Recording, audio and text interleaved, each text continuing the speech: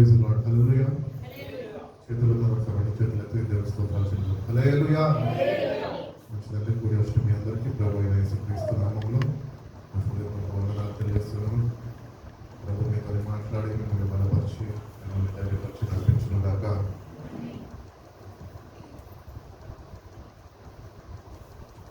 ఈ లెట్ సీజన్లో 5వ రోజు ఈ యొక్క ప్రార్థనలకి మనం వచ్చి ఉన్నాము. కాబట్టి నిన్నటి దినాన ఆదివారం వచ్చింది. నిన్నటి దినాన ప్రభు దినము కనుక ఈ ఉపవాస ప్రార్థనలో దినంలో ఒక రోజు ఆదివారం వచ్చింది. దాన్ని మనం కంటిన్యూ చేస్తున్నాం. 5వ రోజుకి 4 రోజులు ముగించుకొని 5వ రోజుకి వచ్చి ఉన్నాం. కాబట్టి దేవుడు మన వాక్యాన్ని ధ్యానిస్తుండగా దేవుడు కొన్ని విషయాలు ఆయన తెలియజేస్తూ వచ్చాడు. ఏంటి అంటే మనని 5వ దినమా 6వ దినం చెప్పాలి. ఆదివారంతోనే 6వ దినం. ఆదివారం తీసేస్తే 5వ దినం. ఆదివారం మొదలు పెడితే 5వ దినం. క్లారిటీ ఉండాలి. తల్లిగా 6వ దినం అంటే. కాబట్టి దేవుడు తన వాక్యాన్ని ధ్యానిస్తుండగా ఆయన ఎందు విశ్వాసము, ఆయన ఎందు నమ్మిక, రక్షణ పొందుతున్న మనము, దేవునిలో ఎదుగుతున్న మనము, మన దగ్గర నుంచి దేవుడు ఒకటి కోరుకుంటున్నాడు. ఏమి కోరుకుంటున్నాడు చెప్పాలి. ఏం కోరుకుంటున్నాడు దేవుడు? సరే, ఒక ఎగ్జాంపుల్ చెప్పండి బ్రదర్. ఎప్పుడు అక్కడే ఉన్నావా? ఒక ఎగ్జాంపుల్, మా డాడీ ఉన్నాడు. మా డాడీకి ఆయన హృదయంలో నా పట్ల ఆయన ఒక ఉద్దేశం కలిగి ఉంటాడు. ఏంటంటే నా కొడుకు నా ఆశయాలన్నింటినీ తీర్చాలి. ఇప్పుడు మన తండ్రులు ఉంటారు, మా బిడ్డ మంచిగా ఉండాలా, నా బిడ్డ మంచిగా చదువుకోవాలా, ఒక ఉన్నత స్థాయికి వెళ్ళాలా, నా కొడుకు డాక్టర్ అవ్వాలా, సాఫ్ట్వేర్ ఇంజనీర్ అవ్వాలా అని ఎన్నో అభిప్రాయాలు మన పట్ల వాళ్ళు కలిగి ఉంటారు. వాళ్ళ చిత్తం ఏంటి మనము తెలుసుకునే బిడ్డలుగా మనము ఉండాలి. మన తండ్రి మనం బట్టి సంతోషించాలంటే ఆయన ఆశయాల్ని మనము తీర్చేవారిగా, నెరవేర్చేవారిగా మనం ఉండాలి. దేవుని దగ్గరకు వచ్చి రక్షణ పొందుకున్న మనం కూడా దేవుడు మన దగ్గర నుంచి ఏం కోరుకుంటున్నాడంటే మీ ఇష్టం కాదు, మీరు చేయాల్సింది. మరి ఏం చేయాలి? ఆయన చిత్తము. ప్రభు అంటున్నాడు, ఏమంటాడంటే నేను నా చిత్తము నెరవేర్చడానికి రాలేదు కానీ నా తండ్రి చిత్తాన్ని నెరవేర్చడానికి వచ్చాను అని. కాబట్టి దేవుని బిడ్డలుగా రక్షణ పొందుకున్న మనము, రక్షింపబడ్డ మనము, రక్షణ బాటలో ముందుకు కొనసాగుతున్న మనము, తండ్రి యొక్క చిత్తం ఏంటి మనం తెలుసుకున్నాం.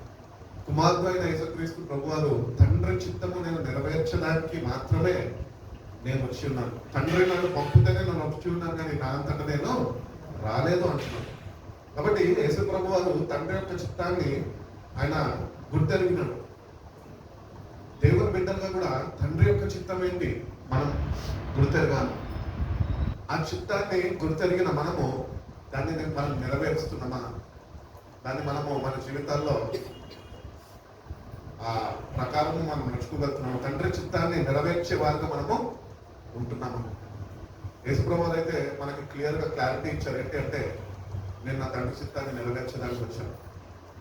ఈరోజు దేవుడి బిడ్డలుగా ఉంటున్న మనము, యేసుప్రభుని రక్షకుడిగా అంగీకరించిన మనం కూడా ప్రభు ఎట్టి రీతిగా అయితే తండ్రి చిత్తాన్ని ఆయన తెలుసుకొని ఆ చిత్తాన్ని ఎట్టి రీతిగా నెరవేర్చాడు, అట్టి రీతిగా రక్షణ పొందుకున్న మనము పరలోకపు తండ్రి యొక్క చిత్తం ఏంటి మనము తెలుసుకొని మనకి అనుగ్రహింపబడిన రక్షణని మనము ముందుకు కొనసాగించాలి. అంటే తండ్రి యొక్క చిత్తాన్ని ప్రభువారు నీ కొరకు నా కొరకు మనందరినీ రక్షించడానికి ఆయన ఎట్టి రీతిగా అయితే నెరవేర్పులోనికి తీసుకొని వచ్చి ఉన్నాడో అట్టి రీతిగా రక్షణ పొందుకున్న మనం కూడా తండ్రి యొక్క చిత్తాన్ని నెరవేర్చేవారుగా మనం ఉంటున్నాం.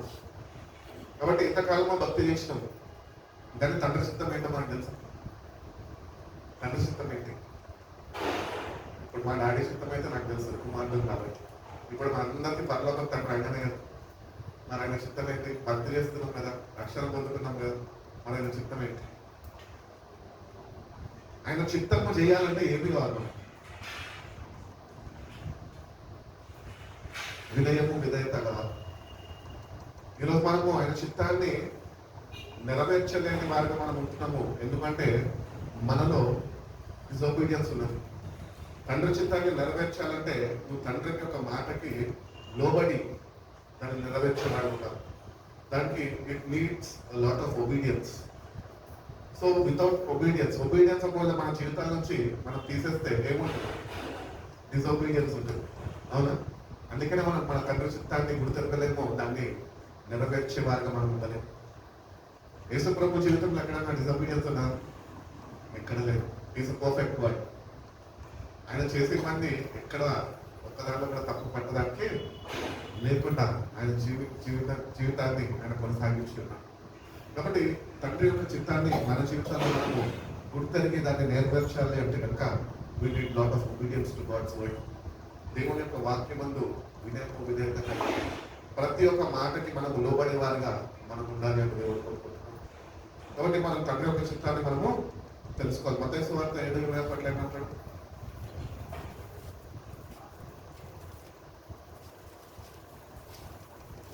ప్రభువా అని పిలుచు. చదవండి.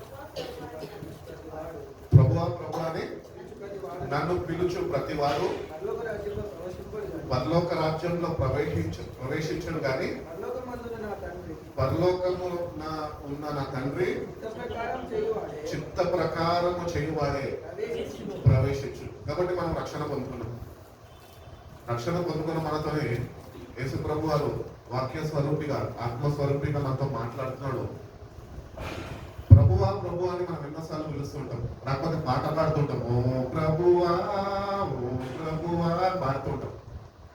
మరి ప్రభు ఇక్కడ తెలియజేస్తున్నాడు, నువ్వు ప్రభువా అని పాడినంత మాత్రాన, ఆయనని పిలిచినంత మాత్రాన నువ్వు పరలోక రాజ్యానికి రాలేవు. కానీ నా తండ్రి యొక్క చిత్తము నెరవేర్చువాడు మాత్రమే పరలోక రాజ్యానికి వస్తాడు.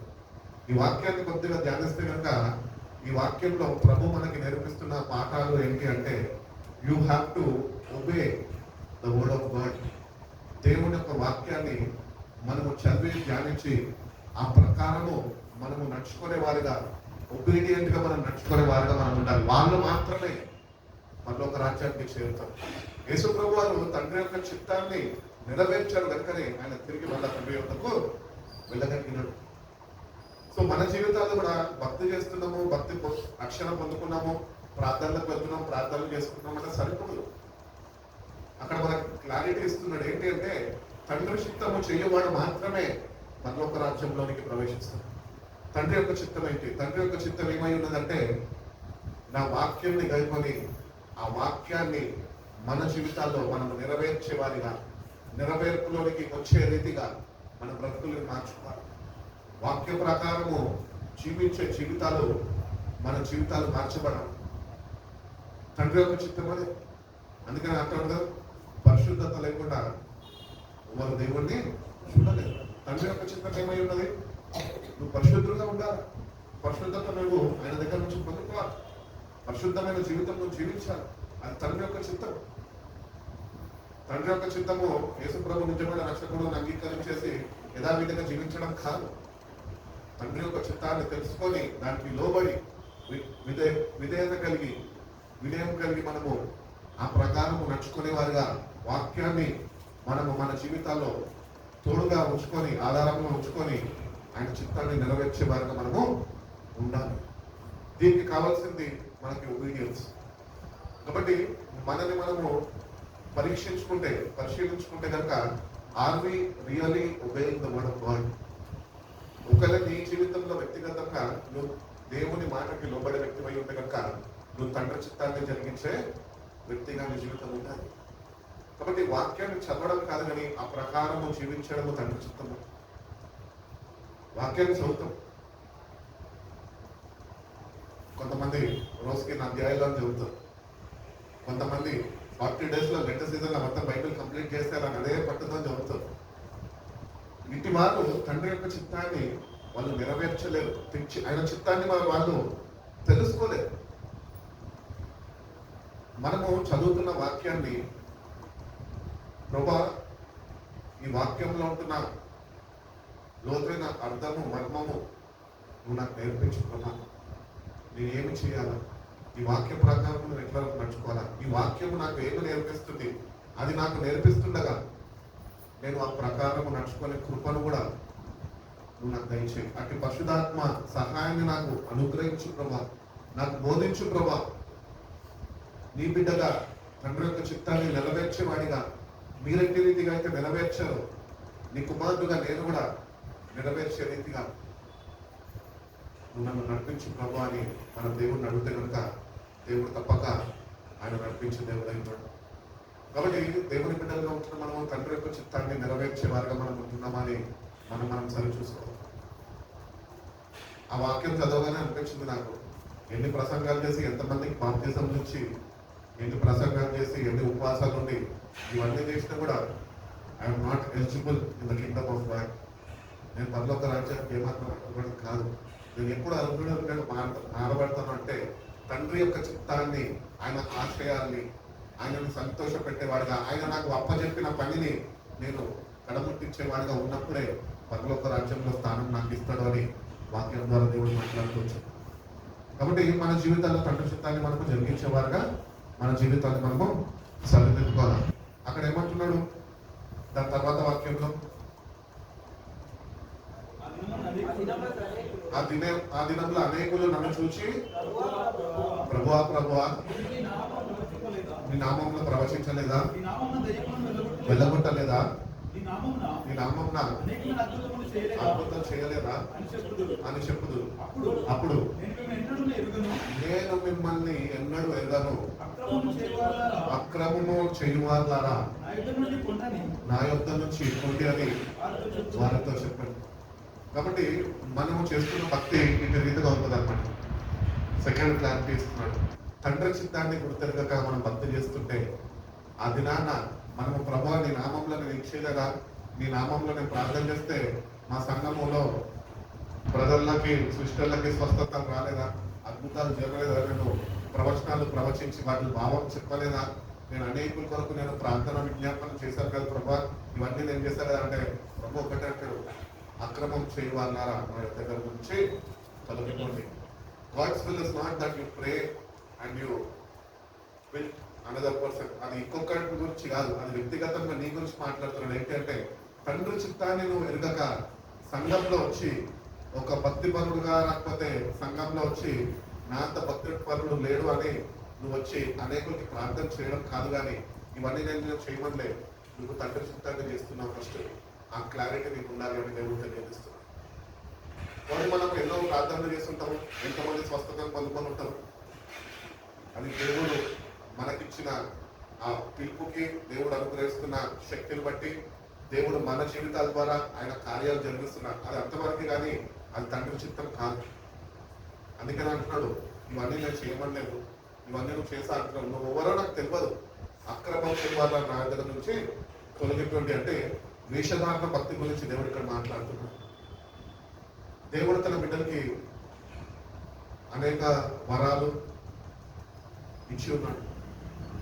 ఆయన నామంలో ప్రార్థన చేస్తే స్వస్థతలు, ఆయన నామంలో ప్రార్థన చేస్తే దెయ్యాన్ని వెళ్ళగొట్టుడు, ఆయన నామంలో ప్రార్థన చేస్తే చనిపోయిన వారిని సైతం లేచుడు, ఇవన్నీ ఉన్నాయి కదా. ఇవన్నీ ఉన్నప్పుడు దేవుడు తెలియజేస్తున్నాడు, ఇవన్నీ నేను నా అంతటా నీ ద్వారా జరిగించుకున్నా కానీ నీ అంతటా నువ్వు చేయలేదు. యేసు ప్రభు యొక్క నామంలో గొప్ప శక్తి ఉన్నది. ఆయన నామంని విశ్వాసంతో మనము పలుకుతే చాలు అద్భుతాలు జరుగుతాయి. అంత గొప్ప నామం అయింది. కాబట్టి మనం అనుకుంటుంటాము, నేను ప్రార్థన చేయగానే బ్రదర్కి వెంటనే జ్వరం తగ్గిపోయింది. అది ఆయన నామంలో ఉన్న శక్తి, అది తండ్రి చిత్తం నీ జీవితం ద్వారా ఆయన జరిగించుకుంటున్నాడు. కానీ నువ్వు తెలుసుకొని ఆ ప్రకారం నడుచుకుంటున్నావు. అందుకనే మీరు ఎవరు నాకు తెలియదు. కాబట్టి ఇక్కడ మనలో ఒకవేళ వేషధారణ భక్తి ఉంటే దాన్ని విడిచిపెట్టమని ప్రభు తెలియజేస్తున్నారు. తండ్రి చిత్తమేంటో మీరు తెలుసుకొని మీరు ఆ ప్రకారం నడుచుకోవాలి. మీరు బహుగా ఫలించడం ద్వారా తండ్రి నామము మహిమపరచబడాలి. యేసయ్య నామం మహిమపరచబడక్కర్లే, ఆయన ఆల్రెడీ మహిమపరచబడ్డాడు. ఆయన మహిమా స్వరూపి అయి ఉన్నాడు. ఈరోజు మనకి అనుగ్రహింపబడిన రక్షణ తండ్రి ద్వారా కుమారుడు చేత మనకు అనుగ్రహింపబడిన రక్షణని మనము ఎట్టి రీతిగా కొనసాగించాలంటే మన భక్తిలో ముందుకు వెళ్తున్నప్పుడు మన భక్తి ఎట్లుండాలంటే తండ్రి నామానికి మహిమ తేవాలంట. తండ్రి నామాన్ని మహిమపరిచేదిగా మన భక్తి ఉండాలి. ఎందుకంటే దేవుని యొక్క చిత్తంలో ఉన్నాము. మనము ఆ చిత్తం ఏంటో తెలుసుకోలేము. పిలవబడ్డవారు అనేకులు, ఏర్పాట్లో ఉన్న వాళ్ళు కొందరు. ఏర్పాట్లో ఉన్న వాళ్ళు ఎవరు తెలుసా? ఆయన చిత్తంలో జరిగించారు. తండ్రి చిత్తాన్ని గుర్తెరిగి దాన్ని నెరవేర్పులోనికి తీసుకొని వచ్చేవారు మాత్రమే. కాబట్టి మనం రక్షణ పొందుకున్న మనము తండ్రి చిత్తాన్ని నెరవేర్చేవారుగా మనము ఉండాలి అని దేవుడు కోరుతారు. అదే మత్తయి సువార్త 25వ అధ్యాయం చూడండి. 25:12.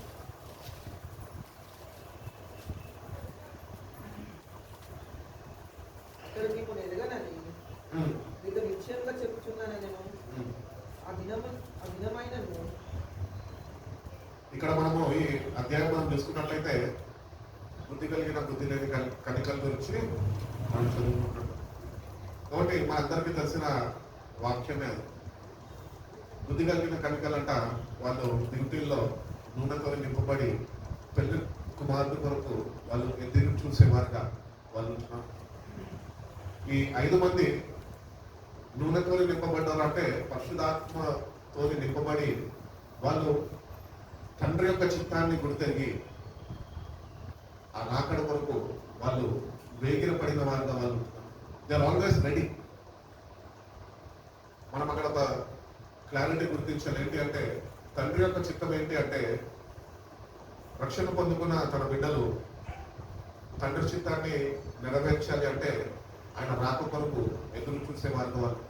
అంటే ఆత్మతో నింపబడి ఏ సమయమన్నా, ఏ క్షణమన్నా, ఏ నిమిషమన్నా, ఏ గడియన్నా వాళ్ళు సిద్ధపాటు కలిగి ఉండాలి. అది తండ్రి యొక్క చిత్తం. అక్కడ మళ్ళీ 2వ బ్యాచ్ కనిపిస్తున్నారు. బుద్ధి లేని కనికలు వాళ్ళు ఎవరు? మనలాంటి భక్తి చేసేవారు. వచ్చినప్పుడు ఆరాధన జరుగుతున్నప్పుడు సంఘంలో 4 భాషలు మాట్లాడుతున్నప్పుడు చేతులు గట్టిగా చప్పట్లు కొట్టేసి పక్కన వాళ్ళని డిస్టర్బ్ చేసేసి ఆ ఉంటున్న దేవుని సన్నిధిని కూడా కొద్దిగా అల్చలుపులు కలుగు చేసి అట్లా వాళ్ళు ఉంటూ ఉంటారు. వాళ్ళు అనుకుంటూ ఉంటారు, నేను కూడా సిద్ధపడ్డా కదా, నాకు కూడా పరిశుద్ధాత్మతో సావాసం ఉంది కదా, నేను కూడా ఆయన ఏర్పాట్లో ఉన్నా కదా, నాకేమైంది, నేను కాబట్టే కదా భాషలు మాట్లాడుతున్నాను. అట్టి వారిని కూడా ప్రభావించిన నాకు ఎవరో మీరు తెలియదు.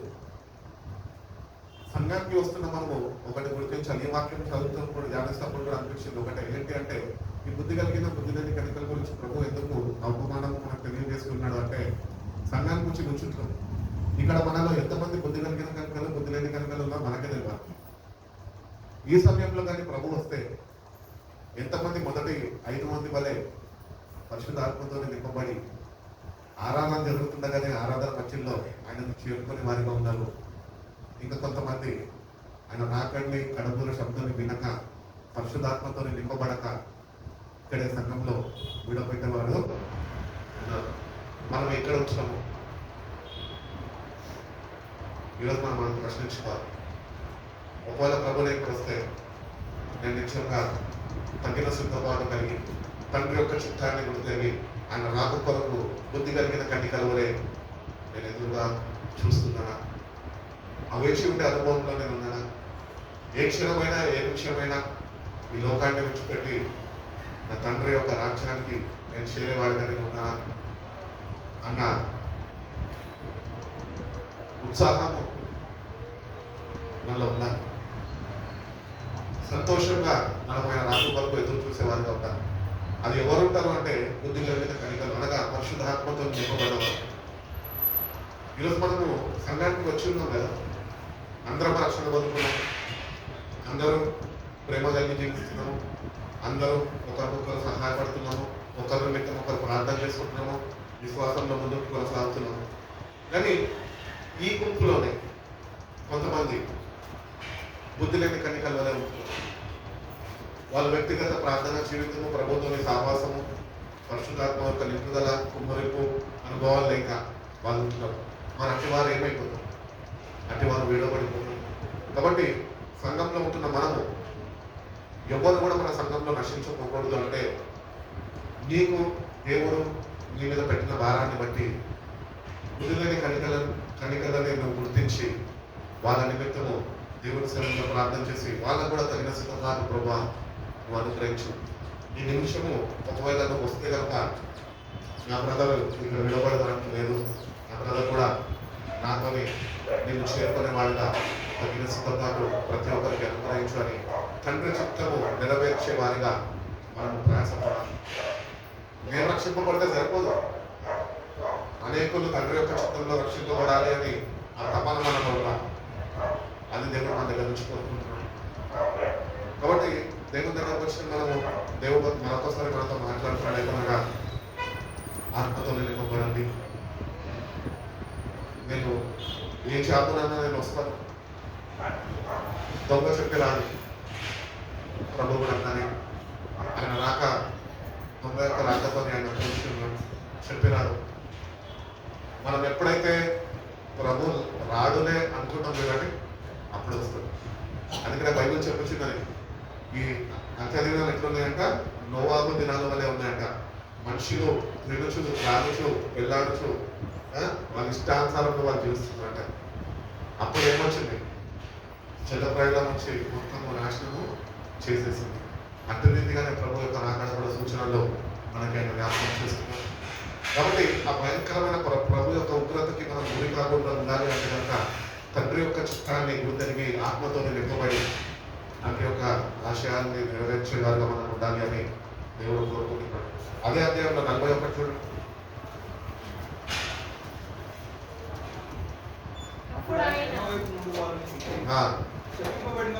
చెప్పింపబడిన వారులారా నన్ను విడిచి అపవాదినికి మన దూతలకు సిద్ధపరచబడిన నిత్య అగ్నిలోనికి పోవుడి. ఎవరికి చెప్తున్నాడు? కుడివైపు ఎడమవైపు?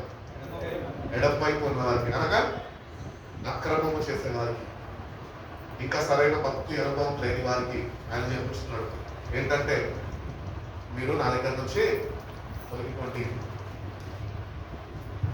సాతాను వారి కొరకు సిద్ధపరచబడిన అగ్నిలోనికి మీరు వెళ్ళిపోండి. ఎందుకంటే వాళ్ళు సత్యాన్ని తెలుసుకున్నారు కానీ ఆ సత్య ప్రకారం వాళ్ళు జీవించడానికి ఏమాత్రము సాహసించలేదు. They know the truth, they know the will of God, they are saved. ప్రభు వాళ్ళకు కూడా రక్షించాలని వాళ్ళ నిమిత్తం కూడా ఆయన రక్తం చిందించున్నాడు. కానీ ఆయన అనుగ్రహించిన రక్షణని వాళ్ళు చులకనగా తీసుకొని వాళ్ళ కుడి వైపు అనగా సత్యం అనే వైపు రాక తండ్రి చిత్తాన్ని నెరవేర్చలేక వాళ్ళు ఎడం వైపే ఈ లోకంలోనే ఉన్నారు. వాళ్ళని చూసి అంటున్నాడు, తండ్రి చిత్తం నెరవేర్చలేదు మీరు అందుకనే మీ కొరకు సిద్ధపరచనిస్తారా అంటే మీరు వెళ్ళిపోండి. అక్కడ బైబిల్ తెలియజేస్తున్నది, అక్కడ ఏడుపు పండు కొరుకుతూ ఉంటుందంట, అగ్ని ఆరదుకు చావదు అని వాక్యం చూపిస్తుంది. కాబట్టి మనం ఈరోజు are we on the right side are we on the wrong side? ఇంకొక మాట మాట్లాడుకోవాలంటే కనుక are we on the right are we on the left? Left side లో ఉన్న వాళ్ళు అక్రమం చేయవారు, సత్యాన్ని తెలుసుకున్నారు. తండ్రి చిత్తం ఏంటో తెలుసు. తండ్రి యొక్క చిత్తం ఏంటి అంటే ఒక ఆత్మ కూడా నశించడం అనే చిత్తం కాదు, పరిశుద్ధంగా జీవించాలని చిత్తము. కానీ వీళ్ళు ఆత్మలు రక్షణ నిమిత్తం శ్రద్ధ వహించలేదు, తండ్రి యొక్క చిత్తాన్ని నెరవేర్చలేదు, అటు రీతిగానే పరిశుద్ధులుగా వాళ్ళు జీవించలేదు. అందుకని వాళ్ళ చూసి అంటున్నాడు, మీరు ఎవరు నాకు తెలియదు, మీకు నా దగ్గర నుంచి చదువుకుంటు. అంటే అక్కడ మనం గుర్తించాలా, ఇంత భక్తి చేసినా కూడా ప్రభు మనం చూసి ఒకవేళ మీరు ఎవరో నాకు తెలియదు అంటే ఇంత దౌర్భాగ్య స్థితిలో మనం ఉంటామండి. సంవత్సరం మొత్తంలో 52 ఆదివారాలు వస్తే 52 ఆదివారాలు morning service, evening service, fasting ప్రేయర్లు, ఉపవాస పండుగలు ఆచరించుకుంటూ అన్ని పాటించుకుంటూ మనం అన్నీ చేస్తాం. అప్పుడు మనం భవిష్యత్తు ప్రభు దగ్గర అనొచ్చు, ప్రభు నేనయ్యా ఫిలిప్ని ఇన్ని చేశాను కదా, ఇన్ని ఇంతమంది నడిపించా కదా అంటే ఆయన అంటాడు, నువ్వు అంతా బాగానే చేసావు కానీ నేను ఒకటి పంపిస్తుంది, తండ్రి చిత్తంలో చేయలేకపోయావు, కాబట్టి నువ్వు కూడా వాళ్ళతోనే వెళ్ళిపో, నువ్వు నీ సంఘం మొత్తం పంపించేస్తున్నాను. అందుకని మనం చాలా జాగ్రత్త. రక్షణ వాళ్ళది, రక్షణ పొందుకున్న మనము, రక్షణలో ఉంటున్న మనము వ్యక్తిగతంగా తండ్రి యొక్క చిత్తాన్ని మనము నెరవేర్చే వారిగా మనం ఉండాలి అని దేవుడు కోరుకుంటున్నాం. యోహాను సువార్త 6వ అధ్యాయానికి వెళ్దాం. యోహాను సువార్త 6వ అధ్యాయము 40వ వాక్యం. కుమారుని చూచి ఆయన యందు విశ్వాసము ఉంచు ప్రతివాడు నిత్య జీవము పొందుటయే నా తండ్రి చిత్తం. అంత్య దినమున నేను వాడిని లేపుదును అని దేవుడు తెలియదు. Salvation comes through accepting Jesus Christ as our Lord and saviour. మన సొంతగా ప్రభువుని రక్షకుడుగా మన హృదయంలో అంగీకరించినప్పుడు, ఆయనని మనం చూసేవారిని ఉన్నప్పుడే మనకు ఆ రక్షణ అనుగ్రహింపబడుతుంది. అందుకని అంటూ ఉంటాడు కదా, ఈ వాక్యానికి ఇది లాడ్ ఆఫ్ ఫెయిత్, మనకు విశ్వాసం కావాలి. ఆయన చూసేవారిగా ఉంటాం. ఎప్పుడు రాసిన పత్రికలు అంటాడు కదా, సులువుగా చిక్కులు పెట్టే పాపం నుంచి మీరు తప్పింపబడి విశ్వాసాన్ని కొనసాగించే క్రీస్తు వైపు చూచుచు మీ ముందున్న పరుగుని ఓపికతో పరిగెట్టండి, కడముట్టించాలంట. ఓపికతో అంటే మనము రక్షణ పొందుకున్న మనము తండ్రి యొక్క చిత్తాన్ని నెరవేర్చాలన్నా కూడా మనము ప్రభువుని చూసేవారిగా ఉన్నప్పుడే తండ్రి యొక్క చిత్తాన్ని మనము నెరవేర్చేవారిగా మనం ఉండాలి. మనంతటా మనం తండ్రి యొక్క చిత్తాన్ని తెలుసుకోలేము, దాన్ని నెరవేర్చలేము. అందుకనే యేసు ప్రభు వైపు చూస్తూ, ఆయన కుమారుడు వైపు చూస్తూ, ఆయన కుమారుడు ద్వారానే మనం తండ్రి యొక్క చిత్తాన్ని నెరవేర్చగలుగుతామని దేవుడు తన వాక్యంలో తెలియజేస్తున్నాం. కాబట్టి ఆయన వైపు చూస్తూ విశ్వాసంతో మనం ముందుకు వెళ్ళాలి. ఫైనల్ మన గోల్, మన ఎయిమ్ ఏంటి అంటే తండ్రి యొక్క చిత్తాన్ని నెరవేర్పులోనికి తెచ్చేవారుగా మనం ఉండాలి. అంటే మనంతటా మనం చెప్పిన కదా, మనంతటా మనము మన గోల్ని మనము ఫుల్ఫిల్ చేయలేము, దాన్ని కంప్లీట్ చేయలేము. కానీ నువ్వు ఎప్పుడైతే యేసు వైపు చూస్తావో, ఆయన ద్వారానే, ఆయన పంపిన ఆత్మ ద్వారానే నిన్ను ఆయన తండ్రి చిత్తంలోనికి నడిపించి నీ జీవితాన్ని తండ్రి చిత్తాన్ని నెరవేర్చేదిగా ఆయన నిన్ను నడిపించి బలపరుస్తాను. అందుకని ఆధారకర్తని మీ వద్దకు పంపిస్తాను. ఆయన సత్యంలో నుంచి సర్వసత్యంలోనికి, సర్వసత్యం అనగా తండ్రి యొక్క చిత్తం, తండ్రి యొక్క చిత్తాన్ని మనం తెలుసుకోవాలి. పరలోక రాజ్యంలో మనం అందరం ఉండాలి, మనం నశించుకోకూడదు. అనేక మంది లోకంలో ఉంటున్నప్పటికీ కూడా మనం ఏర్పరచుకున్నాడు అంటే మనం నశించకూడదు. సత్యంగా తెలుసుకున్న మనము, భక్తి చేస్తున్న మనము, కొన్ని సంవత్సరాలు రక్షణ పొందుకొని కొన్ని సంవత్సరాలు గడిపేసిన మనము ఇంకా సత్యంలోనంటే ఎట్లా? సర్వసత్యం ఏంటో సర్వసత్యంలోనికి వచ్చి సర్వసత్యంలో తండ్రి యొక్క ఆశయాలు, తండ్రి యొక్క చిత్తం ఏంటో తెలుసుకొని ఆ సెకండ్ స్టేజ్లో మనం అవన్నీ నెరవేర్చేవారుగా మనం ఉంటున్నాం. తండ్రి యొక్క చిత్తాన్ని మనము నెరవేర్చేవారుగా ఉండాలి అని దేవుడు కోరుకుంటున్నాడు. కాబట్టి తండ్రి యొక్క చిత్తాన్ని నెరవేర్చాలి అంటే కనుక భక్తులు తెలియజేస్తున్న రీతిగా ఒక క్లాస్ రిఫరెన్స్ గుర్తొచ్చింది. ఏంటి అంటే క్రీస్తు యొక్క స్వరూపము మనము ధరించుకున్నప్పుడే తండ్రి యొక్క చిత్తాన్ని మనం గుర్తెరుగుతాము, దాన్ని నెరవేర్చేవారుగా మనం కలుగుతాం. మనంతటా మనం నెరవేర్చలేము. మీరు క్రీస్తు యొక్క స్వరూపాన్ని ధరించుకోండి అంటున్నారు. ఎందుకు అంత క్లారిటీగా పత్రికల్లో తెలియజేస్తున్నాడంటే, ఒకడైన పౌలు అట్ లాస్ట్ నాకు అనుగ్రహింపబడిన రక్షణ ఆ తండ్రి చిత్తాన్ని నెరవేర్చేదిగా ఉన్నప్పుడే ఆ రక్షణ నీకు అనుగ్రహింపబడతాయి. క్రీస్తు యొక్క స్వరూపాన్ని మనం ధరించుకున్నప్పుడే యేసు ప్రభు వారు ఎట్టి రీతిగా అయితే తండ్రి యొక్క చిత్తాన్ని ఆయన నెరవేర్పులోనికి తీసుకొని వచ్చి ఉన్నాడు, అట్టి రీతిగానే మనం కూడా ఆయనను బట్టి ఆయన ధరించుకున్నాం కాబట్టి, పరిశుద్ధమైన జీవితం జీవించాం కాబట్టి, ఆయన సంపూర్ణ విశ్వాసం ఉంచి ఉన్నాం కాబట్టి, నిరీక్షణతోని మనం ఎదురు చూస్తున్నాం కాబట్టి, పరిశుద్ధతలో మనము స్థిరపరచబడి మనం నడుస్తున్నాం కాబట్టి మనము తండ్రి యొక్క చిత్తాన్ని నెరవేరుస్తాము. అట్టి రీతిగా ప్రభు ఎట్టి రీతిగా అయితే తిరిగి తండ్రి యొక్కకు వెళ్ళాడో మనం కూడా మనకు అనుగ్రహింపబడిన రక్షణను బట్టి పరలోక రాజ్యానికి మన యాత్ర ముగించినాక మనం చేరుకునే వారికి మనం వెళ్ళాం. అందుకనే మనము ఆయన స్వరూపాన్ని ధరించుకున్నప్పుడే తండ్రి యొక్క చిత్తాన్ని మనము నెరవేర్చే వారితో మనకు వెళ్తామని దేవుడు కోరుకుంటున్నాం. రోమన్ రాసిన పత్రిక వెళ్తే రోమేలు 12 ఏమంటది? రోమన్ రాసిన పత్రిక 12వ అధ్యాయం. కాబట్టి సహోదరులారా, పరిశుద్ధమును దేవునికి అనుకూలమైన సజీవ యాగముగా మీ శరీరాలను ఆయనకు సమర్పించుకోండి. మీ శరీరాలంటే ఎవరికి సమర్పింపబడాలంట? ఆయనకి సమర్పింపబడాలంట. కానీ మన శరీరాలు దేనికి సమర్పింపబడ్డాయి? సుఖభోగానికి, పాపంకి, ఈ లోకంలో ఉన్న వాటికి అవి లోపలి సమర్పణ. మనం ఏం చేస్తున్నామంటే దేవునికి సమర్పించాల్సిన మన దేహాలు అవి ఈ లోకానికి మనము అప్పగించేసి ఉన్నాం. అందుకనే బలహీన పడిపోతున్నాం. అందుకనే ఇక్కడ తెలియజేస్తున్నాడు, do not be confirm to this world. సజీవ యాగముగా మీ శరీరాలు ఆయనకి సమర్పించారు. ఈరోజు పౌలు తెలియజేసే విధంగా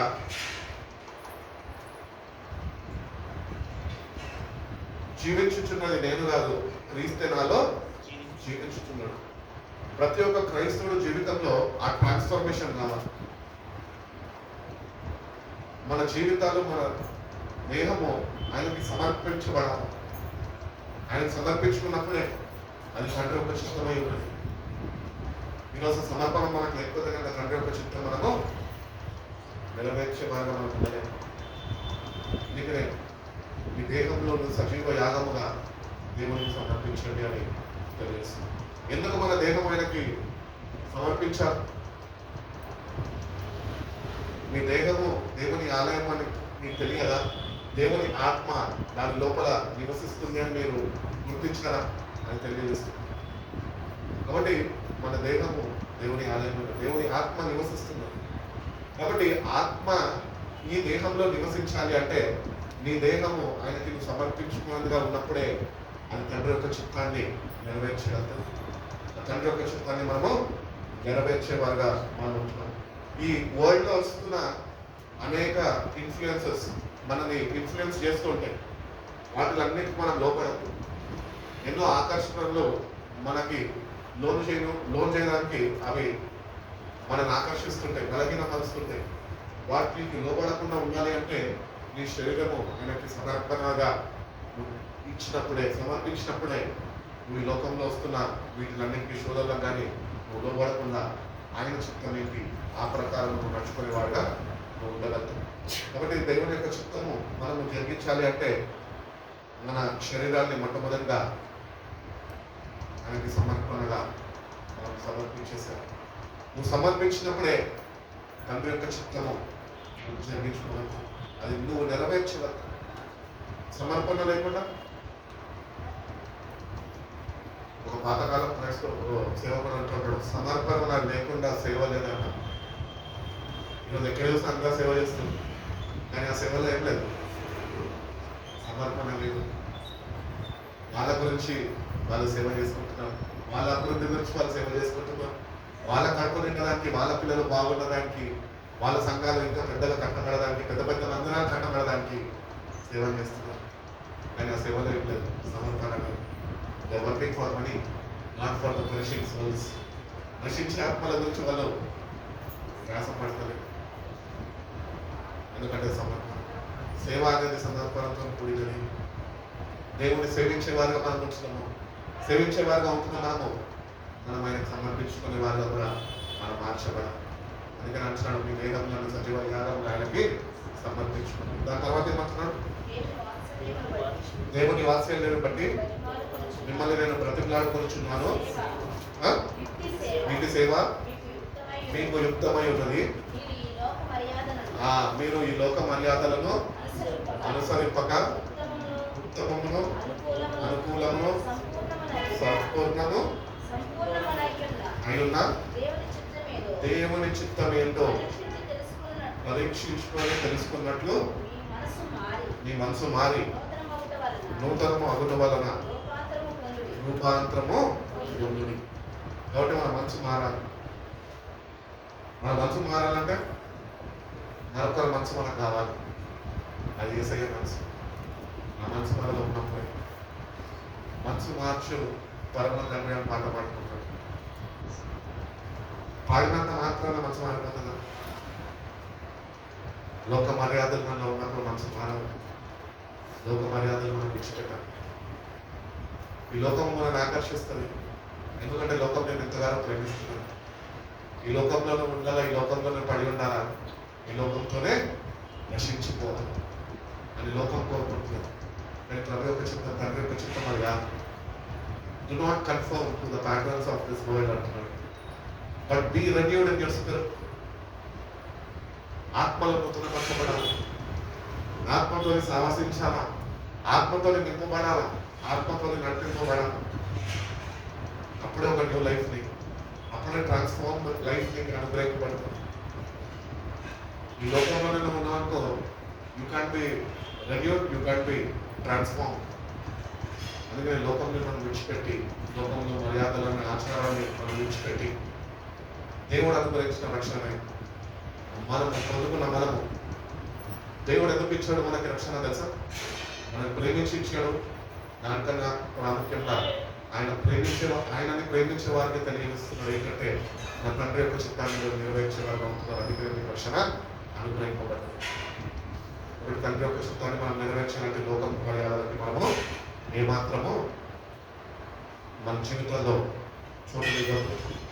మనం ఒకటి గుర్తించాలి ఏంటి అంటే, నేను నిజంగా తండ్రి యొక్క చిత్తాన్ని జరిగించేవాడుగానే నాకు అనుకునే రక్షణలో నేను నడుచుకుంటున్నాను. ఒకరు లేకపోతే కనుక ఇతరులని సంతోష పెట్టేవారు కొంతమంది ఉన్నారు. చర్చిలో ఫేమ్ కావాలా, నేమ్ కావాలా, ఇతరులని సంతోష పెట్టాలా. నువ్వు ఒకరిని సంతోష పెట్టినా కూడా దేవుడిని సంతోష పెట్టే వ్యక్తిగా నువ్వు లేకపోతే నువ్వు చేసే మొత్తము అది నీకు ఏమాత్రమో ఉద్యోగకరం కాదు. అందుకని మనం తండ్రి యొక్క చిత్తాన్ని నెరవేర్చేవారుగా ఈ లోక మర్యాదలు అనుసరించాలి. వస్తున్నాము, మన పని ఏంటి? ఎందుకు వస్తున్నాం చర్చ్కి? దేవుని ఆరాధించాలి, దేవుని మహిమపరచడానికి, దేవుని ఆత్మతో నింపబడడానికి, దేవుని స్వరూపంలో మార్చబడడానికి, దేవుని కొరకు సజీవ యాగంగా జీవించడానికి, దేవుని కొరకు సాక్షులుగా మనము ఉండడానికి దేవుడు మనల్ని మందిరాన్ని నటిస్తున్నాడు. సావాసంకి రావాలా, సావాసంతో బలపడాలి, విశ్వాసంతో స్థిరపరచబడాలి. అందుకనే దేవుడు మనం తెచ్చుకుంటున్నాడు. కాబట్టి మందిరానికి వస్తున్న మనము ఈ లోక మర్యాదల వల్ల మనలో ఇంకా ఉంటే కనుక వాటిని విడిచిపెట్టాలి అని దేవుడు తెలియజేస్తుంది. అవి నువ్వు విడిచిపెట్టినప్పుడే నీ ద్వారా తండ్రి యొక్క చిత్తాన్ని నెరవేర్చే వాడికి అది జీవితం మారుతుంది. నూతన కష్టపడతావు. You will be a transform person. నువ్వు ఎప్పుడైతే ట్రాన్స్ఫర్మేషన్ పొందుకుంటావో, తండ్రి యొక్క చిత్తాన్ని గుర్తించి దాన్ని నెరవేర్చే ప్రక్రియలో నువ్వు శ్రద్ధ వహించి దాన్ని నెరవేర్చాలి అని ముందుకు పరిగెడుతుంది. ఈరోజు కన్ఫర్మేషన్ తీసుకున్నాం బాప్టిజంకి. కన్ఫర్మేషన్ తీసుకున్నంత మాత్రాన మనిషి మారిపోయినా, బాప్టిజం తీసుకున్నంత మాత్రాన మారిపోయినా, లేదు బాప్టిజం తీసుకున్నాము, సంఘానికి వచ్చి బలపరచబడుతున్నాము, వాక్యము చేత కట్టబడుతున్న నీ జీవితము ఈరోజు ట్రాన్స్ఫార్మ్ చేయబడాలి, రూపాంతరము చెందాలి, వాక్య ప్రకారము మారిపోవాలి. అట్లా మారకపోతే కనుక మందిరానికి వచ్చి మనకేం మాత్రము ఉపయోగం కాదు. వాక్యానుసారంగా మన జీవితాలు మార్చబడాలి అని దేవుడు కోరుకుంటున్నాడు. ఒకటి లోక మర్యాదలన్నింటినీ విడిచిపెట్టి నీ పరలోకపు తండ్రి ఎట్టి రీతిగా పర్ఫెక్ట్గా ఉన్నాడు, నువ్వు కూడా నీ జీవితాన్ని పర్ఫెక్ట్గా నడిపించు ప్రభావం. నువ్వు పర్ఫెక్ట్గా చేయబడినప్పుడే నీ జీవితం ద్వారా తండ్రి యొక్క చిత్తము నెరవేర్చబడుతుంది. Imperfect people can't please a perfect God.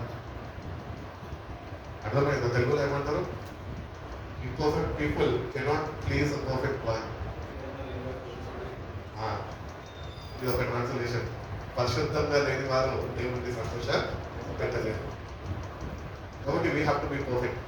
అందుకనే ప్రభు ఒక దగ్గర స్వార్థల్లో అంటుంటాడు, be perfect as your heavenly father is perfect. మీరు కూడా ఒక రీతిగా ఉండాలి అని కోరుకుంటున్నారు. That means a lot of effort, a lot of strain. అవి రెండు మనకు ఉన్నప్పుడే ఆ ట్రాన్స్ఫార్మేషన్ అనేది మనకు అనుభవించబడుతుంది. కాబట్టి దేవుడి దగ్గరకు వస్తున్న మనము నిజంగా పిలువబడ్డము, కానీ నిజంగా దేవుడు కోరుకుంటున్న రీతిగా తండ్రి ఎట్టి రీతిగా పర్ఫెక్ట్ ఉన్నాడో మన జీవితాలు కూడా పర్ఫెక్ట్గా మనం కొనసాగిస్తున్నామా? ఒకవేళ కొనసాగిస్తుంటే మంచిదే. తండ్రి యొక్క చిత్తాన్ని నెరవేర్చిన వాడిగా మీ జీవితం ముందుకు వెళ్తున్నారని అర్థం. కాబట్టి మనము imperfect people, we are imperfect people with perfect God. ఆయన దగ్గరకు వస్తున్నాం, మనలో ఏదో ఇన్పర్ఫెక్షన్స్ ఉన్నాయి. నేను దేవుని దగ్గరకు వచ్చి lord make me perfect lord that I will do the fathers will అని అడిగితే కనుక ఆయన ఇష్టపడతాడు. నేను తోసివేయను, నీలో ఏవో తప్పిదాలు ఉన్నాయని నేను ఎప్పుడు తోసివేయను. బిడ్డ తండ్రి చిత్తాన్ని నెరవేర్చడానికి మనసు మార్చుకున్న దగ్గరికి వచ్చావా? ఎట్టి రీతిగా తండ్రి చిత్తాన్ని నెరవేర్చాలో నేను ఇప్పుడు నేర్పించి నడిపిస్తాను అని ప్రభు మన చేతి తీసుకునే ప్రేమ స్వరూపి అయింది. కాబట్టి మన మెయిన్ గోల్ ఆయన దగ్గరికి వస్తున్నాం ఏంటి అంటే రక్షణ పొందుకున్నాము, రక్షింపబడ్డాము అనే సంపూర్ణ విశ్వాసము మనం కలిగి ఆయనతోనే సావసిస్తూ పరిశుధాత్మ యొక్క నడిపింపులో ఉండి ఆయన ద్వారా ఆత్మను అనుకరింపబడ్డది కనుక ఆయన వాక్యమందు సంపూర్ణ విశ్వాసము పరిశుధాత్మ నడిపింపులో తండ్రి చిత్తాన్ని మనం జరిగించేవారుగా మనం ఉండాలి అని దేవుడు కోరుకుంటున్నాం. ఎఫెసీయులకు రాసిన పత్రిక పుస్తకం ముగించేస్తాను 5 minutes. ఎఫెసీయులకు రాసిన పత్రిక 5వ అధ్యాయము 17వ వాక్యం.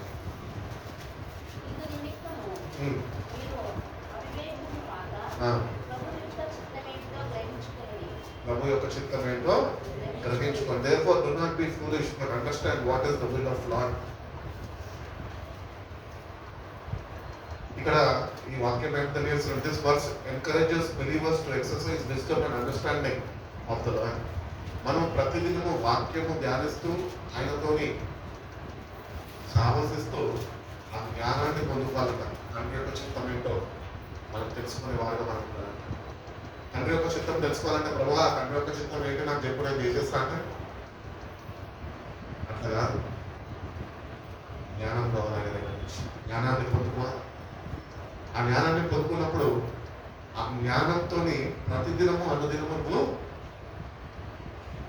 జ్ఞానం ప్రకారం ఆ జ్ఞానము పొందుకున్న నువ్వు ఆ జ్ఞానం ప్రకారం నువ్వు నడుచుకునేవాడు ఉన్నావు. ఆ జ్ఞానమే నిన్ను నడిపించాలి. దేవుడు జ్ఞానమై ఉన్నాడు. ఆ జ్ఞానం మనము ఎక్సర్సైజ్ చేయాలి.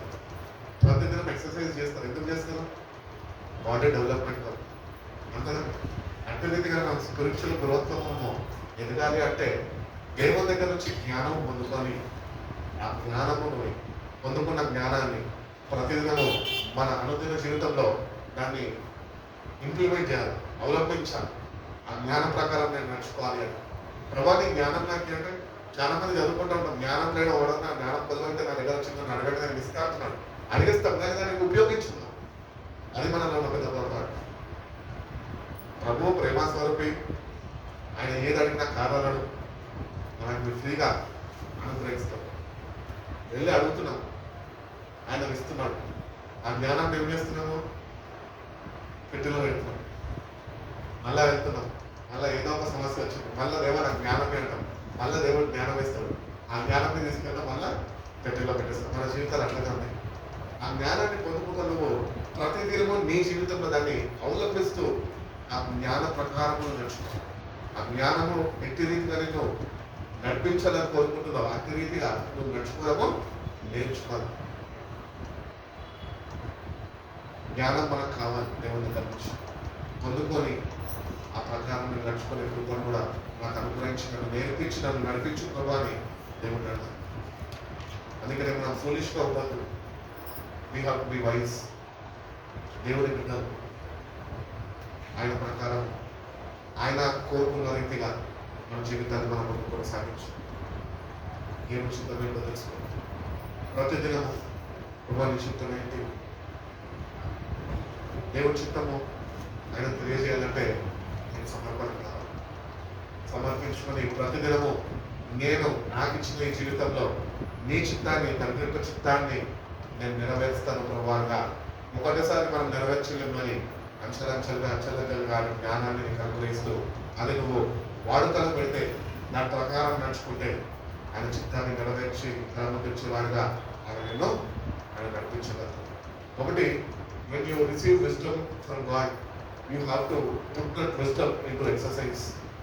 Everyday life లో జ్ఞానము పొందుకున్నాను, జ్ఞాన ప్రకారం మనము నడుచుకునే వారిగా మనం ఉండాలి అని కోరుకుంటున్నాం. మొదటి దశలోకి రాసిన పత్రిక 4వ అధ్యాయం 3వ వాక్యం తీసుకొని మీరు పరిశుద్ధులు అగుటయే అనగా మీరు జారత్వం నుంచి దూరంగా ఉండి దేవుని చిత్తము.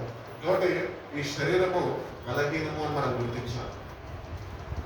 ఈ శరీరము ఈ లోకంలో ఉంటున్నప్పుడు ఇది జారత్వానికి ఆకర్షింపబడుతూ ఉంటుంది. దాని నుంచి మీరు ఏం చేయాలంట? దూరంగా ఉండాలంట. అనగా నీకు జ్ఞానం రావాలి. దేవుడు నీకు జ్ఞానం అనుగ్రహిస్తేనే ఆ జ్ఞానం పొందుకున్న నువ్వు ఆ జ్ఞానం పొందుకున్న ప్రకారం జీవిస్తేనే జారత్వం నుంచి నువ్వు దూరంగా ఉంటావు. అది దేవుని యొక్క తండ్రి యొక్క చిత్తమై ఉంది. కాబట్టి దేవుని చిత్తంలో మనము ఆయన ఆశయాన్ని నెరవేరుస్తున్న నిజంగానే నెరవేర్చలేని వారిగా మన జీవితాలు ఉంటున్నాయి. కాబట్టి దేవుడు తెలియజేస్తున్నాడు, you have to B sanctified through the word. ఆయన వాక్యము చేత మనము సరిదిద్దబడాలి. పౌలు చెప్తున్న కదా పత్రికలో, వాక్యము చేత ఉదక స్నానము మనము చేయబడాలి. సాంక్టిఫికేషన్ మనకు కావాలి. అప్పుడే తండ్రి యొక్క చిత్తము ఏంటో మనకు బయలుపరచబడుతుంది. అది మనము నెరవేర్చిన వారుగా మనకు ఉండగలుగుతాం. మన సిన్ఫుల్ ప్రాక్టీసెస్, పాపిష్టి అలవాట్లు ఏవైతే ఉన్నాయో వాటిని మనం విడిచిపెట్టాలి. సిన్ఫుల్ ప్రాక్టీసెస్ అన్నింటినీ మనం విడిచిపెట్టి మనం చేయకుండా పరిశుద్ధమైన జీవితం, దేవుడి కొరకు జీవించే జీవితం మనం జీవించాలి. ఇంతకాలం ఉన్నాం, పాపంలో ఉన్నాము, పాపం చేసాము, తెలిసి చేసామో తెలియక చేసాము. కానీ నేటి నుంచి జ్ఞానాన్ని పొందుకొని మనం చేయకుండా వాటి నుంచి దూరంగా మనము జ్ఞానోదయము కలిగి మనం జీవించాలని దేవుడు కోరుకుంటాం. కాబట్టి అలవాట్లే ఎందుకు చేసేస్తాము? అలవాటులో పొరపాటు. అలవాటు అయిపోయింది, పొరపాటు జరుగుతూనే ఉంటాయి. చేయొద్దు అనుకుంటాం కానీ అది చేసేస్తుంటాం. అంటే దేవుని దగ్గరకు వస్తుందని జ్ఞానాన్ని పొందుకున్న నువ్వు అది నువ్వు నీ లైఫ్లో ఇంప్లిమెంట్ చేయలేక మళ్ళా తిరిగి అట్లనే వెళ్తావు. కుక్క తన వాంతి దగ్గరికి వెళ్ళినట్లు మన బ్రతుకులు ఉంటుంది. అటు రీతిలో ఉంటున్నట్టు మన జీవితాన్ని మనము మార్చుకునే వాళ్ళు ఉండాలి అని దేవుడితో వేసి. కాబట్టి చారత్వము దేవునికి చాలా డేంజర్. వ్యభిచారము అంటే వ్యభిచారం చేయక్కర్లేదు. ఒక స్త్రీని చూసి వ్యామోహపు ఆలోచనలు, తలంపులు కలిగి ఉంటే అక్కడే పాపం. అంత పరిశుద్ధత దేవుడు మన దగ్గర నుంచి కోరుకుంటుంది. అట్టి రీతిగా మనం నడుచుకోవాలని ఆయన ఇష్టపడుతున్నాం. కాబట్టి you need lot of God's help. దేవుడి జ్ఞానం నీకు కావాలి. ఇవన్నింటినీ జయించాలి. శరీర ఇచ్చలను జయించాలి. పాపిష్టి అలవాట్లని జయించాలి. అనంతగా మనం చేయలేము. ఎందుకంటే మనం బానిసలము, పట్టబడ్డాము, బంధింపబడ్డాము. వీటినన్నింటి విడుదల పొందుకొని దేవుని సన్నిధిలో ఆయన కొరకు ఆయన జ్ఞానం చేత మనం నడిపింపబడేవాగా మనం కొరింథీయులకు రాసిన పత్రిక తీయద్దుగానే చెప్తాను. 1వ అధ్యాయము 8వ వాక్యము, ప్రభు ఎవరు అంటే is a wisdom and power of God. Yesu ప్రభు ఎవరు అంటే ఆయన దేవుని యొక్క జ్ఞానము, దేవుని యొక్క శక్తి అయి ఉన్నాడు. అందుకని అక్కడ అంటాడు కదా, సిల్వర్ కూర్చున్న సువార్త నశించుచున్న వాటిని వెలుగుతనంగా కానీ రక్షింపబడ్డ మీకు అది దేవుని శక్తి అయి ఉన్నది. It fills you with power.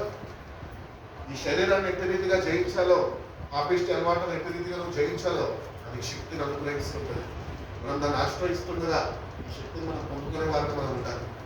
ఆ శక్తి మనకి ప్రతిదినము ఈ లోకంలో మనం జయించాలి అంటే అనుదినము మనం ఆయన దగ్గర నుంచి పొందుకునే వారుగా మనం ఉండాలి. ఆయన ఆజ్ఞలన్నీ గైకొని అవన్నీ మనం పాటిస్తూ పరిశుద్ధతని ఆయన దగ్గర నుంచి అపేక్షిస్తూ ఆ పరిశుద్ధమైన మార్గంలో మనము నడుచుకునే వారుగా ఉండాలని ప్రభు కోరుకుంటున్నాం. హెబ్రీయులకు రాసిన పత్రిక 10:36 చదువుకుందాం, ముగించేస్తాం. హెబ్రీయులకు రాసిన పత్రిక, మీరు దేవుని చిత్తాన్ని నెరవేర్చే వారై వాగ్దానం పొందు నిమిత్తము మీకు ఓర్మి అవసరమై ఉన్నది. 10:36 అదే చదివాను కదా. You need perseverance so that when you have done the will of God, you will receive what He has promised. ఆయన నీకు ఏదైతే చెప్పి ఉన్నాడో అది నువ్వు పొందుకోవాలి అంటే నీకు ఓర్పు కావాలి. ఓర్పు కావాలి అంటే ఓర్పు ఉంటే సరిపోదు. ఓర్పు ఎక్కడ ఉండాలా చెప్పండి. ఆయన సన్నిధిలో కనిపెట్టుకున్నప్పుడు ఓర్పుతోని కనిపెట్టచ్చు. ఓపికతోని చిత్తం ఏంటో తెలుసుకునే వారిగా ఉండాలి. ఓపికతోనే ఆయన నీకు ఇస్తున్న జ్ఞానాన్ని పొందుకునే వారిగా ప్రార్థనలు నువ్వు గడపాలి. ఆ ఓర్పు మనకు లేకపోతే కనుక ఆయన మనకు ఏదైతే చెప్పినాడో అది మనం పొందుకొని ఆ ఓర్పు నీకు దేవుడు చెప్పిన రీతిగా నిత్య జీవాన్ని అనుగ్రహిస్తుంది. కాబట్టి we have to stay in the presence of God. సమయాన్ని వెచ్చించి ఆయన సన్నిధిలో గడిపి ఓర్పుతోని ఆయన చిత్తాన్ని తెలుసుకొని దాన్ని నెరవేరుస్తూ ఆయన సన్నిధిలో వేచి ఉంటుండగా ఫలాన్ని పొందుకుంటున్నప్పుడు ఆయన చెప్పినది ఆయన నీకు ఏదైతే ప్రామిస్ చేశాడో అది నువ్వు పొందుకున్నట్టు మనం కూడా ఆయన అనుగ్రహిస్తాడు. ఆయన మనందరికి ఏం ప్రామిస్ చేశాడు? నిత్య జీవము ప్రామిస్ చేశాడు, ఇటర్నల్ లైఫ్. ఇవ్వడము మిమ్మల్ని నా చేతికి వచ్చి ఇటర్నల్ లైఫ్. అది నువ్వు పొందుకోవాలి అంటే ఆయన సన్నిధిలో ఓపికతోని ఓర్పుతోని నువ్వు ఆయన దగ్గర నేర్చుకొని ఆయన చిత్తాన్ని నెరవేర్చేవాడిగా నువ్వు ఉండాలి అని దేవుడు కోరుకుంటున్నాడు. ఆఖరిగా యోహాను రాసిన మొదటి పత్రిక ఒక్కసారి ముగించేస్తాడు. యోహాను రాసిన మొదటి పత్రిక 2వ అధ్యాయము 17వ వాక్యం. లోకము దాని ఆశ గతించుకోవచ్చున్నది, దేవుని చిత్తము జరిగించువాడు. అబ్బా, ఇది తండ్రి యొక్క చిత్తం. దేవుని చిత్తం అనగా ప్రభు యొక్క చిత్తం, దేవుని యొక్క చిత్తం అనగా తెలియజేస్తున్నాడు. లోకము దాని ఆశలు గతించిపోతాయి. మనం ఇక్కడ మనం గుర్తించాలి, ఈ లోక ఆశలు గతించిపోతాయి కనుక ఈ లోక ఆశలు నాలో ఉండడానికి వీలు లేదు. ఒకవేళ ఈ లోక ఆశలే నాలో ఉంటే నేను కూడా దాంతోనే గతించిపోతాను అని గుర్తించాలి. అవన్నీ మనం ఈరోజు ఏం చేయాలంటే అన్నింటి మనం తీసివేయాలి ప్రభు దగ్గరికి రావాలి. లోకము దాని ఆశలు గతించిపోతాయి కానీ దేవుని చిత్తము జరిగించేవాడు నిరంతరము నిల్చును అనగా నిత్య జీవము వారికి అనుగ్రహింపబడుతుంది. ప్రభుత్వ వైభవాలు పర్లోక రాజ్యంలో వారు జీవించగలరు. రెండవ మరణం నుంచి తప్పించబడగలరు. భయంకరమైన నరకం నుంచి వారు తప్పించబడతారు. కాబట్టి లోకము దాని ఆశలు మనలో ఉండడానికి లేదు అని దేవుడు కోరుకుంటున్నాడు. మన లోకంలో ఎన్నో ఆశలు ఉంటాయి కదా. ఎండాకాలం వస్తుంది, ఏసీ కొనుక్కోవాలా, సరే పర్వాలేదు, నీకుంటున్న స్థాయిని బట్టి స్తోమతను బట్టి మనకు కాదంటే లోకంలో మనిషి కోరుకునేది ఏంటి తెలుసా? సుఖాన్ని కోరుకుంటాడు. ఏ మనిషి అన్న కష్టాన్ని కోరుకుంటాడండి? ఎవరు కోరుకుంటారు? ఏ మనిషి కోరుకుంటాడు? ఒక మనిషి ఉన్నాడు కష్టాన్ని కోరుకునేటాడు. చెప్పండి, కొంచెం ఆలోచించి చెప్పండి. తండ్రి యొక్క చిత్తాన్ని ఎవరైతే నెరవేర్చాలనుకుంటారో వాళ్ళు కష్టపడతారు, వాళ్ళు కష్టంగా జీవిస్తారు. కష్టంతోనే కష్టాలను అనుభవిస్తూ ఆ కష్టాల్లో అనేక విషయాలు ప్రభు దగ్గర నేర్చుకుంటూ ఆయన చిత్తాన్ని నెరవేర్చగలరు. కానీ మనం ఎట్లున్నాం? ఈ లోకంలోనే అన్నింటినీ మనము అమలుకోవాలి, అన్నింటినీ కూడగట్టుకోవాలి, అన్ని సంపాదించుకోవాలి, అన్ని సాధించుకోవాలి. నాకు కావాల్సింది, నేను చూసింది నాకు కావాలంటే దాన్ని ఏం చేస్తాం? ఈ మంత్ కాకపోతే నెక్స్ట్ మంత్ నా డబ్బులు దాసమైనా కొనాల్సిందే. అది కొనేంత మేలుకి నిద్ర రాదు, అది అప్పుడు పోయే వరకు షాపర్కి నిద్ర రాదు. అట్లుగా మనం అడుగుతాం. లోక భాష ప్రభు యొక్క చిత్తాన్ని నువ్వు నెరవేర్చలేవు, నువ్వు నెరవేర్చలేవు. అందుకని ప్రభు మనతో మాట్లాడుతున్నాడు ఏమనంటే లోకము దాని ఆశలు గతించుకుంటే కానీ తండ్రి యొక్క చిత్తము గుర్తెరిగిన మీరు దాన్ని నెరవేరిస్తే నిరంతరము నిలిచి ఉంటాం. ఏది మిమ్మల్ని ఏమీ చెయ్యలేదు అని తెలియజేస్తుంది. కాబట్టి లోకాశలు మనలో ఉన్నదానికి లేదు అని దేవుడు అందరికి స్పష్టంగా మాట్లాడుతున్నాడు. ఆఖరికి కీర్తనకారుడు ఒక మాట అంటాడు, 40వ అధ్యాయం 8వ వాక్యంలో ఒక మాట అంటాడు. ఏమంటాడు? కీర్తనల గ్రంథము 40వ అధ్యాయము, నా దేవా నీ చిత్తము నెరవేర్చుట నాకు సంతోషము, నీ ధర్మశాస్త్రము నా అంతర్యంలో ఉన్నది. చాలండి. I delight to do your will, oh my God, your law is within my heart. దేవుని యొక్క ఆశయాలు, దేవుని యొక్క చిత్తం ఏంటి అది మన హృదయంలో భద్రపరచబడి ఉన్నాయి. కీర్తనకారుడు దావీదుతో తెలుస్తాడు, నేను సంతోషిస్తున్నాను నీ చిత్తము నెరవేర్చుటకు. మనం కూడా సంతోషించే వారి ఉండాలి. అట్టి సమర్పణ, అట్టి సావాసం, అట్టి నడవి అటు లక్ష్య అనుభవం దేవునితో మనం కలిగి ఉంటాం. ఎవరైతే దేవునితో నడుస్తారో ఆయన చిత్తం ఏంటో తెలుసుకుంటారు.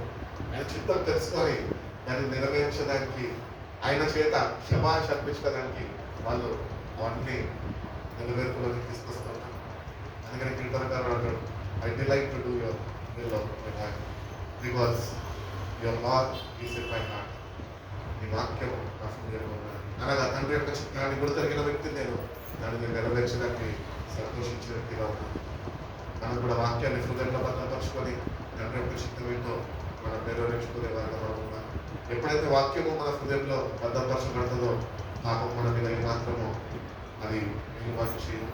దాన్ని కూడా కీర్తనలో తెలియజేస్తుంటారు కదా, ఏమని తెలియజేస్తుంటే నీ ఎదుట నేను పాపం చేయకుండా ఉన్నట్టు నీ వాక్యం నా హృదయంలో నేను భద్రపరుచుకున్నాను, రాసుకున్నాను అంటున్నాను. కాబట్టి ఆ వాక్యము మనలో ఉన్నప్పుడు, ఆ వాక్యాన్ని మనం నా హృదయంలో చేర్చుకున్నప్పుడు, వాక్యాన్ని ప్రేమించినప్పుడు తండ్రి యొక్క చిత్తాన్ని గుర్తెరిగి దాన్ని నెరవేర్చే వారిగా మనం ఉండగలం. కాబట్టి వాక్యం ఎక్కువ చదివి, వాక్యం ఎక్కువ ధ్యానించి ఆ కొద్ది వాక్యంలోనే ఆ వాక్యం ముందు నన్ను స్థిరపరచుకోవాలా, అట్టి రీతిగా నేను నడుచుకునే కృపను నాకు అనుగ్రహించుకోవాలా, విని విడిచిపెట్టేవాడిగా కాక ప్రభా, విని ఆ ప్రకారము నేను నెరవేర్పులోనికి నడుచుకునే కృపను నాకు ఇచ్చే ప్రభా దేవుడు నడిచాక దేవుడు తప్పక సహాయం చేస్తాడు. దేవుడు కృప అందరికీ అనుగ్రహించి రోజు నడిపించుకున్నాక కలుగుస్తున్న క్షణంగా ఆలోచిస్తుంది. పరిశుద్ధుడా ప్రేమ కలిగిన సేవకు తండ్రి సాయంత్రం సమయంలో ప్రభావం జ్ఞాపకం చేసుకుని జన్మంతా మీరు మన చూడగా మా పనులన్నింటినీ ముగించుకొని ప్రభా ఈ సన్నిధి ఆవరణంలో ప్రభా ఇంటి రీతిగా కూడి ప్రభా మీరు సృష్టించడానికి మీ సన్నిధిని ఆహ్వానించడానికి మీరు మాతో మాట్లాడిన ప్రతి ఒక్క మాటను బట్టి మీకు వందనాలు ప్రభా. అవును ప్రభా, మీరు మా విషయాలను ప్రతి గురించి మీరు జ్ఞాపకం చేసిన ప్రభు అనిపించు ప్రతి వారి పరలోకంలో ప్రవేశించడం కానీ ప్రభా తండ్రి యొక్క చిత్తాన్ని నెరవేర్చు వాడే అక్కడ ప్రవేశిస్తాడో తెలియజేసాం ప్రభా. రక్షణ పొందుకున్న మేము ప్రభా తండ్రి యొక్క చిత్తాన్ని గుర్తెరిగి ప్రభా ఆ తండ్రి యొక్క చిత్తాన్ని నెరవేర్చే వారిగా ప్రభా మా జీవితాన్ని మార్చుకొని కృపను మాకు దయచేయండి. ఈ వాక్యం చేత మా జీవితాన్ని కట్టండి ప్రభా. మాలో ఉన్న ప్రతి ఒక్క బలహీనతల్ని నేను మీరు తొలగించండి. మీ శక్తితో మమ్మల్ని నింపండి ప్రభా. ఆ హృదయంలో ప్రభా ఈ లోకపు ఆశలు ఏమి ఉండకుండా ప్రభా ఈ వాక్యాన్ని భద్రపరచుకొని కృపను మాకు దయచేయండి. మీరే మాకు తోడుగా ఉండండి. అన్ని విషయాల ప్రభా ఈ లోకపు మర్యాదలు అన్నింటినీ విడిచిపెట్టి ప్రభా మీ చిత్త ప్రకారం నేను నడుచుకునే బిడ్డలుగా మీరు మాకు సహాయం చేయండి ప్రభా. మీ సన్నిధిమైన ప్రతినిధిని మాతో ఉంచండి ప్రభా. మీ సన్నిధిలో మేము ఓపికతో ప్రభా మీ చిత్త బిడ్డ తెలుసుకొని ప్రభా ఆ ప్రకారం మేము దాన్ని నెరవేర్చడానికి వచ్చే బిడ్డలుగా ప్రభా అంటే జ్ఞానాన్ని మాకు దయచేయండి ప్రభా.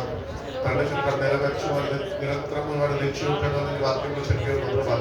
అవును ప్రభా, నిరంతరము యుగాలు జీవించే వారిగా ప్రభా తండ్రి యొక్క చిత్తాన్ని మేము నెరవేర్చే బిడ్డలుగా ప్రభా మా జీవితాన్ని మీరు మార్చండి.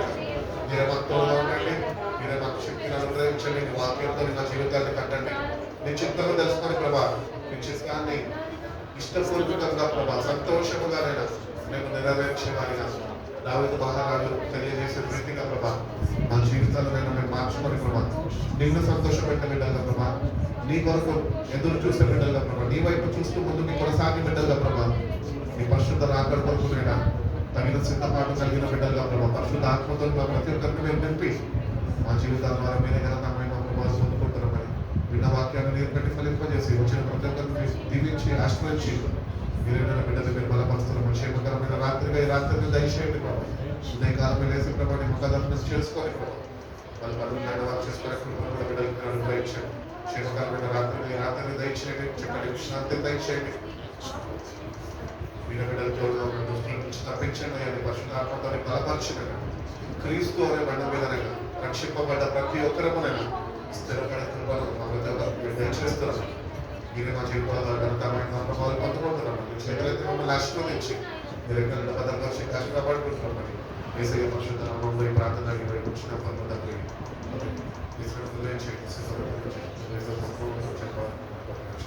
ఏసయ్య పరిశుద్ధ నామములో స్తుతిస్తున్నాము. ఆమేన్.